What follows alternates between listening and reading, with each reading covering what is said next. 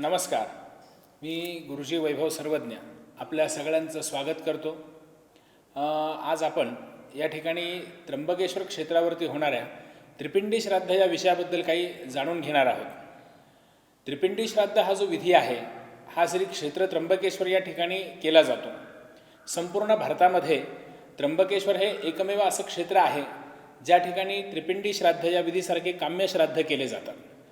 त्रिपिंडी श्राद्ध हे कामिक श्राद्ध आहे. आपल्या घरामध्ये गेलेल्या पूर्वजांना उत्तम गती प्राप्त करून देण्याकरता हे त्रिपिंडी श्राद्ध केलं जातं. या श्राद्धकर्मामुळे आपल्या काही कामनापूर्ती करायच्या असतील तर त्या कामनापूर्ती या श्राद्धकर्मामुळे होत असतात. त्रिपिंडी श्राद्धामध्ये आपल्या घरातल्या 3 कुळातल्या पूर्वजांचा विचार केला जातो.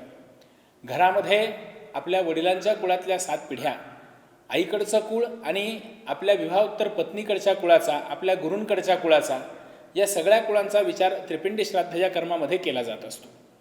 त्रिपिंडी श्राद्ध का करावं याचं चिंतन जर आपण केलं तर धर्मशास्त्राने आपल्याला या त्रिपिंडी श्राद्धाची काही माहिती सांगितलेली आहे, महती दिलेली आहे. श्रीमद भागवद्गीतेमध्ये आलेल्या वचनानुसार जातस्य हि ध्रुवोर मृत्यूर ध्रुवंजन्म मृतस्य च, म्हणजे मानवी जीवनाच्या जन्ममरणाचं काही चक्र हे भगवद्गीता आपल्याला सांगते. ज्याचा जन्म होत असतो त्याला मृत्यू हा निश्चित आहे आणि ज्याचा मृत्यू होतो त्याला पुन्हा जन्माला येणं हे निश्चित असतं. हे जे जन्ममृत्यूची परंपरा आहे, प्रवास आहे, या प्रवासामध्ये मधला जो भाग आहे, या मधल्या भागामध्ये जो जीवात्मा मृत्यू म्हणजे शरीर सोडून निघून जातो, तर तो शरीर सोडून निघून गेल्यानंतर त्याची जी पहिली अवस्था धर्मशास्त्राने सांगितली ती प्रेत अवस्था सांगितलेली आहे.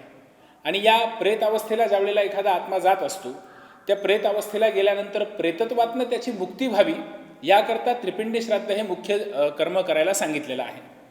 आपल्या जीवनामध्ये उत्पन्न होणारे काही दैविक ताप आहेत, काही दैहिक ताप आहेत आणि काही भौतिक ताप आहेत. आता दैविक तापांचा जर विचार केला तर आपण केलेल्या काहीतरी कर्मामुळे आपल्याला प्राप्त होणारी शुभ आणि अशुभ फलं जी आहे हे दैविक तापाचं लक्षण झालं. त्यानंतर दैहिक ताप म्हणजे आपल्या शरीराद्वारे जी काही पीडा उत्पन्न होत असते त्या पीडेला दैहिक ताप म्हटलेला आहे. आणि भौतिक गोष्टींमुळे म्हणजे एखाद्या शत्रूच्या संबंधाने आपल्याला काही पीडा उत्पन्न होत असते, बाह्य गोष्टींमुळे जी पीडा उत्पन्न होते त्याला भौतिक ताप म्हटलेला आहे. आणि मुख्यतः या 3ही तापांचं निवारण हे त्रिपिंडी श्राद्धामुळे होत असतं. आपल्या घरामध्ये जे पूर्वज जात असतात, पूर्वज गेल्यानंतर जे अशुभ गतीला जातात, प्रेत अवस्थेला जातात, तर प्रेत अवस्थेला गेलेल्या पूर्वजांना उत्तम गती प्राप्त न झाल्यामुळे ते स्वतः पीडित होत असतात. आता प्रेत अवस्था ही कशी आहे तर जीवात्म्याने त्याचं शरीर सोडलं की शरीर सोडल्यानंतर ज्या अवस्थेला तो जातो त्या अवस्थेकडे त्याला प्राप्त असणारं शरीर म्हणजे सूक्ष्मदेह झाला. हा जो सूक्ष्मदेह आहे या सूक्ष्मदेहामध्ये, या सूक्ष्मदेहाच्या माध्यमाने त्या आत्म्याला कुठल्याही प्रकारच्या भोगाची प्राप्ती करता येत नसते. वास्तवामध्ये त्याला प्राप्त असणारं जिवंतपणातलं जे शरीर आहे हे शरीर पंचमहाभूतांनी बनलेलं आहे. आणि परमात्म्याने या संपूर्ण सृष्टीची जी निर्मिती केलेली आहे ही निर्मिती या 5 तत्वांनी केलेली आहे. पृथ्वी, आप, तेज, वायू आणि आकाश या 5 तत्वांच्या पलीकडे या संपूर्ण सृष्टीमध्ये दुसरं तिसरं काहीही उत्पन्न झालेलं नाही. मग ही जी 5 तत्वं आहेत या 5 तत्वांनीच प्रत्येक सजीवाची निर्मिती झाली. मानवी देह ही या 5 तत्वांशीच संलग्न आहे, या 5 तत्वांपासूनच त्याची निर्मिती आहे. आता ही जी 5 तत्वं आहेत या 5 तत्वांशी जोपर्यंत कनेक्टिव्हिटी असते तोपर्यंत आपण या संपूर्ण जगाच्या घडणाऱ्या सगळ्या व्यवहारांचे साक्षी होत असतो.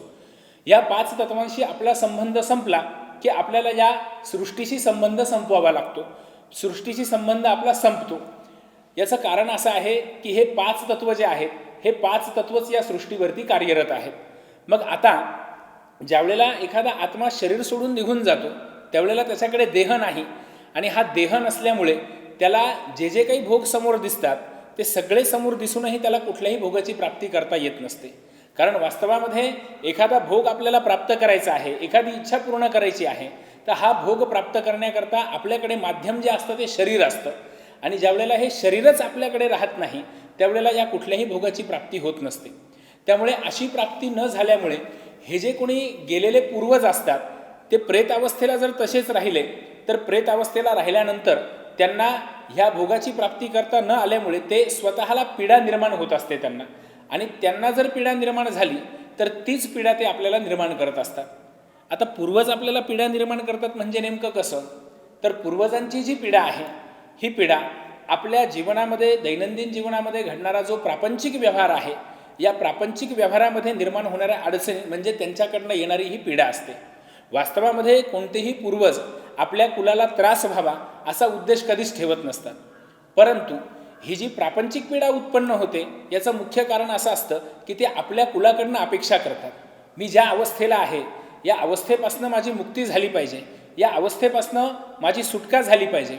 जर त्यांची सुटका झाली तर ते आपल्याला शुभ आशीर्वाद देत असतात. मग त्यांची सुटका करून देण्याकरता त्यांनी या प्रापंचिक उत्पन्न केलेल्या सगळ्या समस्या म्हणजे आपल्याला दिलेला एक सूचना आहे, एक मेसेज आहे, एक इंडिकेशन आहे. आणि याच्यावरनं आपण ठरवत असतो की आपले पूर्वज अतृप्त आहेत, याच्यावरनं आपल्या ते लक्षात येत असतं. हा एक भाग झाला. दुसरा भाग असा आहे की त्रिपिंडी श्राद्धामध्ये ज्या ज्या व्यक्तींशी आपला संपर्क आलेला असतो, आपल्या कुलाचा संपर्क आलेला असतो.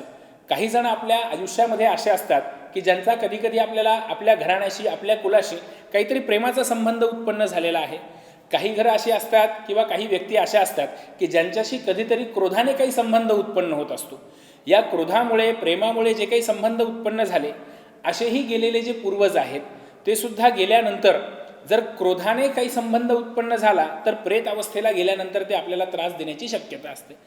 अशी शास्त्रमान्य परंपरा आहे. दुसरी गोष्ट अशी असते की यामध्ये जसा प्रेम आणि क्रोधाशी आपला संबंध येत असतो त्याचप्रमाणे घरामध्ये गेलेले जे पूर्वज आहेत ते त्यांच्या आयुष्यामध्ये त्यांनी केलेल्या काहीतरी पुण्यकृती, पापकृती यामुळे वेगवेगळ्या योनींची त्यांना प्राप्ती होत असते. मग ती योनी कुठलीही असू शकते. पशुयोनी आहे, पक्ष्यांची योनी आहे, या सगळ्या तिर्यक योनी झाल्या. परंतु याच्याही पलीकडे धर्मशास्त्राने काही योनींची परंपरा आपल्याला सांगितल्या. त्या ज्या योनी आहेत त्या भूत योनी आहे, प्रेत योनी आहे, पिशाच्य योनी आहे, शाकिनी योनी आहे, डाकिनी योनी आहे, ब्रह्मराक्षस योनी आहे. या आदी सगळ्या योनी आहेत. या योनींमध्ये एखादा व्यक्ती त्याने केलेल्या त्याच्या आयुष्यातल्या पाप पुण्यकर्मामुळे, मुख्यतः पापकर्मामुळेच मरणोत्तर अशा कुठल्या तरी एका योनीला जाण्याची शक्यता असते. मग अशा योनीला ज्यावेळेला हे पूर्वज जातात त्यावेळेला अशा योनीमध्ये गेल्यानंतरही ते स्वतः त्या योनीमध्ये गेल्यानंतर त्यांना पीडा होत असते, स्वतःला त्रास होत असतो. भूत, प्रेत, पिशाच्य, शाकिनी, डाकिनी यापैकी कुठल्याही तिर्यक योनीला गेल्यानंतर या सगळ्या गेलेल्या जीवात्म्यांना एक दुःख प्राप्त होत असतं, त्रास प्राप्त होतो, पीडा प्राप्त होते. ही पीडा झाल्यानंतर आपल्या दैनंदिन जीवनामध्ये, व्यवहारामध्ये ते आपल्याला पीडा उत्पन्न करत असतात. आता या ज्या पीडा आहेत या कशा पद्धतीने उत्पन्न होतात तर त्याची काही माध्यमं प्रापंचिक जीवनामध्ये ठरलेली आहेत. आपण जे दैनंदिन जीवन जगतो याच्यामध्ये मानवाच्या अनेक गरजा आहेत. अपरिपूर्णता हे मानवी जीवनाचं लक्षण झालं. माणसाच्या जीवनामध्ये कुठेतरी अपरिपूर्णता असतेच, परंतु ती कर्माने त्याला पूर्ण करता येत असते. मग या अपरिपूर्णतेमध्ये काय काय गोष्टी येतात तर त्या प्रत्येकाच्या जीवनामध्ये जसं वैवाहिक जीवन आहे, आपण विचार केला तर आपल्या आजूबाजूला असणाऱ्या सगळ्यांच्याच जीवनामध्ये वैवाहिक जीवन सगळ्यांचं सारखं आहे असं कधी होत नाही. या वैवाहिक जीवनामध्ये चढ उतार असतात, कमी अधिकपणा असतो, सुखदुःख दोन्ही भाग असतात. परंतु या सगळ्या गोष्टींचा विचार करत असताना जर प्रेतांपासून पीडा होत असते तर वैवाहिक जीवनामध्ये नेमके काय बदल होतात तर याचा विचार करताना आपल्या असं लक्षात येतं की आपल्या दैनंदिन व्यावहारिक जीवनामध्ये हे जे बदल घडतात ते अशा पद्धतीचे असतात की आपल्याला रोज दैनंदिन जीवनामध्ये जे काही आपण व्यवहार करतो त्याच्यामध्ये अनेक समस्या निर्माण होतात. अगदी सहजगतीने पूर्ण होणारा व्यवहार जो आहे त्याच्याकरता आम्हाला खूप सायास करावे लागतात, खूप प्रयत्न करावे लागतात. म्हणजे माझ्या म्हणण्याचा उद्देश आपण लक्षात घ्या की ज्या ठिकाणी आपल्याला एखादं काम 50% मेहनत केल्यानंतर पूर्ण होणार आहे असं वाटतं, त्याही ठिकाणी आपल्याला 100%पेक्षा जास्त काम करावं लागतं, तरी देखील आपले ते काम पूर्ण होत नाही. अशी अडचण वारंवार आपल्याला निर्माण होते. त्याचबरोबर आपलं जे वैवाहिक जीवनामध्ये सगळ्यात मुख्य भाग आला तो संतती सुखाचा भाग आहे. मानवी जीवनामध्ये संततीला विलक्षण महत्त्व प्राप्त झालेलं आहे. वैवाहिक जीवनामध्ये संततीची व्याप्ती जी आहे ती धर्मशास्त्राने सुद्धा अतिशय प्रखर आणि चांगल्या पद्धतीने मांडलेली आहे. मानवाला संतती असणं हे अत्यंत सुखी आणि परिपूर्ण वैवाहिक जीवनाचं लक्षण आहे. परंतु जर आपल्याला गेलेल्या कुठल्याही लोकांपैकी जे तिर्यक योनीला गेलेले असतील, भूतप्रेतादिक योनीला गेलेले असतील, तर त्यांच्यामुळे या संततीच्या सुखामध्ये काही बाधा निर्माण होऊ शकतात. आता हे जे संतती सुख आहे, हे संतती सुखावरती बाधा आली की वैवाहिक जीवनाची अपरिपूर्णता तिथे लक्षात येते. मंडळी, आम्ही घरामध्ये भरपूर पैसा कमवतो, व्यवसाय करतो, घरामध्ये आमचा भरपूर पैसा येतो, परंतु असं होतं की तो पैसा येत असताना तो घरामध्ये येण्याच्या अगोदरच त्याचे जाण्याचे सगळे मार्ग ठरलेले असतात. तर अशाही गोष्टी आपल्या लक्षात येतात की आपल्याला काम भरपूर आहे, येत आहे, आपण करतोय, परंतु त्याच्यातनं आपल्याला जे साध्य करायचे ते साध्य होत नाही. याही गोष्टी घरामध्ये घडतात. त्यानंतर मानसिक अशांतता, जसं मी मगाशी सांगितलं, दैविक आणि भौतिक ताप आहेत, त्यामध्ये मानसिक अशांतता हा भौतिक तापाचं लक्षण झालं. या भौतिक तापापासून काय होतं तर बाहेरच्या कोणातरी व्यक्तीमुळे आमच्या घरामध्ये मानसिक अशांतता निर्माण होत असते.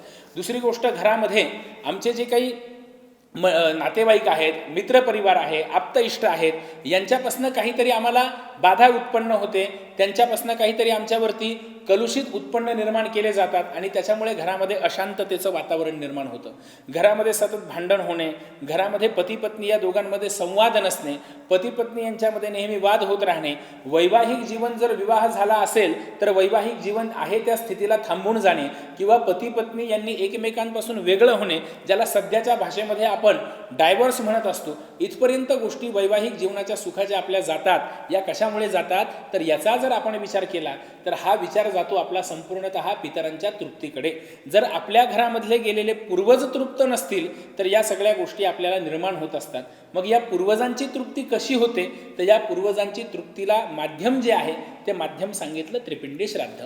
आता हे जे त्रिपिंडी श्राद्ध आहे, हे त्रिपिंडी श्राद्ध जसं वैवाहिक सुख प्रदान करत असतं, त्यानंतर आपल्या घरामध्ये संततीच्या सुखाला प्रदान करत असतं, घरामधल्या व्यावहारिक जीवनाला ते परिपूर्ण करत असतं, त्याप्रमाणे मानवी जीवनाच्या अंतिम गंतव्याचा सुद्धा विचार पितरांच्या कृपादृष्टीने केलेला आहे. मानवी जीवनाचं जे अंतिम गंतव्य धर्मशास्त्र, वेद, पुराण, श्रुती, स्मृती आदींनी सांगितलेलं आहे, ते अंतिम गंतव्य म्हणजे मोक्ष साधना. आणि या मोक्ष साधनेकडे जर आपल्याला पोहोचायचं असेल तर आपल्या पितरांची उत्तम कृपादृष्टी आपल्यावरती असावी. ज्याने प्रपंचामध्ये उडी घेतली, जो आपल्या वैवाहिक जीवनामध्ये आला, तर त्याला वैवाहिक जीवन हे परिपूर्ण असेल तरच तो मोक्ष साधनेकडे जाऊ शकतो. कारण धन्यो गृहस्थाश्रम हा या वचनानुसार गृहस्थ आश्रम हा उच्च प्रतीचा मानला गेला. तो जर सुखकर असेल तर आपली साधना व्यवस्थित होऊ शकते. म्हणून तो सुखकर करण्याकरता पितरांची कृपादृष्टी ही तितकीच महत्त्वाची आहे. आणि ती जर कृपादृष्टी प्राप्त करायची असेल तर ती कृपादृष्टी प्राप्त करण्याकरता पितरांना तृप्त करणं गरजेचं आहे. म्हणून जे कोणी पापयोनीमुळे भूत प्रेतादिक योनींना गेलेले आहेत, जे कोणी व्यक्ती गेल्यानंतर शरीर सोडून प्रेतावस्थेला गेले आणि त्यांची पुढे श्राद्धाधिक कर्म व्यवस्थित झाली नाही, किंवा धर्मशास्त्राने जे 2 श्राद्ध वर्षभरामध्ये सांगितली, मुख्य 2 श्राद्ध करावी, गेलेल्या पूर्वजांच्या पुण्यतिथीचं 1 श्राद्ध त्याला सांवत्सरिक श्राद्ध म्हटलं जातं, आणि दुसरं श्राद्ध म्हणजे महालयामध्ये म्हणजेच भाद्रपद महिन्यामध्ये येणाऱ्या पितृपक्षामध्ये दुसरं श्राद्ध केलं पाहिजे. अशी 2 श्राद्ध जर आपण घरामध्ये केली नाही आणि असं सलग 3 वर्ष घडलं तर या 3 वर्षामुळे आपल्या घरामध्ये श्राद्धलोप होत असतो. आणि श्राद्धलोप झाला की जे पितृयोनीला गेलेले आपले पूर्वज आहे ते पुन्हा अशुभ गतीला म्हणजे प्रेत योनीला येतात. आणि अशा प्रेत योनीला आलेल्या पूर्वजांना पुन्हा उत्तम गती प्राप्त करून देणं, पुन्हा त्यांना पितरामध्ये विलीन करण्याकरता धर्मशास्त्राने सोपं माध्यम जे सांगितलं ते त्रिपिंडी श्राद्ध हे माध्यम आहे. आता आपल्या घराण्यामध्ये हा सगळा दोष आहे किंवा नाही हे कसं ओळखायचं तर याला माध्यम आहे आपली जन्मकुंडली. ज्योतिषशास्त्राने, धर्मशास्त्राने काही नियम घालून दिलेले आहेत. ते ज्योतिषशास्त्रानुसार आपल्या घरामध्ये पितृदोष आहे किंवा आपले पितर अशांत आहेत याच्यासाठी काही विशिष्ट ग्रहस्थितींचा अभ्यास आपल्याला दिला, तर तो नेमका काय आहे, हे योग नेमकी काय आहेत याचाही विचार आपण आता करूया. ज्योतिषशास्त्र आपल्याला ज्या ग्रहयुती सांगतं त्या ग्रहयुतींपासून आपल्याला काही प्रेतशाप आपल्या घरामध्ये आहे हे आपल्याला निश्चित करता येत असतं. जन्मकुंडलीमध्ये राहू हा जो ग्रह आहे हा पापग्रह ज्योतिषशास्त्राने सांगितला. राहू ग्रह हा ज्या स्थानामध्ये बसत असतो त्या स्थानापासून मिळणाऱ्या फळाची हानी करणं हे त्याचं मुख्य लक्षण झालं. तर हा राहू ग्रह कुंडलीच्या जर 5म स्थानामध्ये आला, आपल्या वैवाहिक सुखाच्या म्हणजे 7म स्थानामध्ये आला, तर अशा स्थानामध्ये हा ग्रह आल्यानंतर मुख्यतः घरामध्ये प्रेतशाप आहे हे आपल्या लक्षात येत असतं.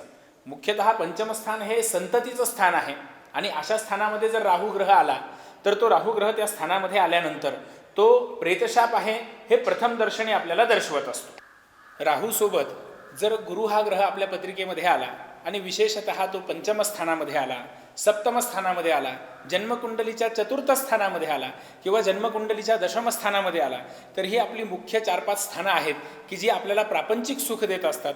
जसं पंचम स्थान संतती करता, चतुर्थ स्थान आपल्याला गृहसौख्य प्रदान करतं, दशम स्थान हे आपली व्यावसायिक उन्नती कशा पद्धतीने होईल दाखवतं. या स्थानामध्ये जर राहू आणि गुरुची युती आली तर तो मुख्यतः शापित योग म्हटलं जातं आणि याला प्रेतशाप असं म्हटलेलं आहे. ज्योतिषशास्त्राच्या बृहत्पराशरी या ग्रंथाने या प्रेतशापाबद्दल विस्तृत वर्णन केलेलं आहे आणि अशा पद्धतीचा ज्यावेळेला प्रेतशाप येतो त्यावेळेला हे निश्चित होत असतं की आपल्या घराण्यामध्ये आपल्याशी संबंधित असलेल्या सगळ्या पूर्वजांपैकी कोणीतरी एकतर पापकर्मामुळे अशुभ योनीला गेलेला आहे किंवा त्यांच्यावरती श्राद्धाधिक कर्म हे व्यवस्थित न केल्यामुळे ते अशुभ गतीला गेलेले आहेत. मग अशा अशुभ गतीला गेलेल्या पूर्वजांना आणि या सगळ्या योनीमध्ये असलेल्या पूर्वजांना जर सद्गती द्यायची असेल तर त्याचं माध्यम त्रिपिंडी श्राद्ध आहे. मग आपण त्रिपिंडी श्राद्ध करावं हे निश्चित होत असतं. याकरता योग्य व्यक्तीकडनं आपल्या जन्मकुंडलीचा परिपूर्ण अभ्यास करून घेणं हे आपलं पहिलं कर्तव्य असतं. तर राहू आणि गुरु या योगाला शापित योग म्हटलेला आहे आणि असा जर योग आपल्या पत्रिकेमधल्या काही विशिष्ट स्थानांमध्ये झाला तर या स्थानांपासनं या झालेल्या योगापासून आपल्याला प्रेतशाप आहे याची निश्चिती होते आणि प्रेतशापाची निश्चिती झाली की त्याला पर्याय हा त्रिपिंडी श्राद्ध आहे. याकरता आपली जी जन्मकुंडली आहे ही जन्मकुंडली हिचा अभ्यास आपल्याला योग्य व्यक्तीकडनं करून घेणं अपेक्षित आहे. म्हणून योग्य व्यक्तीकडनं आपल्या जन्मकुंडलीचा अभ्यास करून आपल्याला प्रेतशाप आहे किंवा नाही याची निश्चिती करून हे त्रिपिंडी श्राद्ध आपण श्री क्षेत्र त्र्यंबकेश्वर या ठिकाणी करून घ्या. आणि या ठिकाणी त्र्यंबकेश्वरला जर हे त्रिपिंडी श्राद्ध आपण केलं तर हे त्रिपिंडी श्राद्धामधनं आपल्या जीवनामध्ये अत्यंत महत्त्वाचा घटक असलेलं आपलं वैवाहिक जीवन, प्रापंचिक जीवन जे आहे याची परिपूर्णता मिळण्याकरता अत्यंत मदत आणि सुलभता येत असते. कुठल्याही विधीविषयक काही माहिती आपल्यास जाणून घेण्याची इच्छा असेल किंवा आपली जन्मकुंडली, आपल्या जन्मकुंडलीवरनं होणारे योग, आपल्या जीवनात येणाऱ्या सुख दुःखाच्या अडचणी याची जर आपल्याला परिपूर्णता करायची असेल तर आपण माझ्याशी संपर्क करा. श्री क्षेत्र त्र्यंबकेश्वर या ठिकाणी मी पौरोहित्य करतो आणि या ठिकाणी होणाऱ्या सगळ्या विधींबद्दल मी उत्तम मार्गदर्शन आपल्याला करेल. माझा फोन नंबर, ॲड्रेस सगळं आपल्यापर्यंत स्क्रीनवरती दिलेला आहे, तो नोट करा आणि माझ्याशी संपर्क करा. धन्यवाद.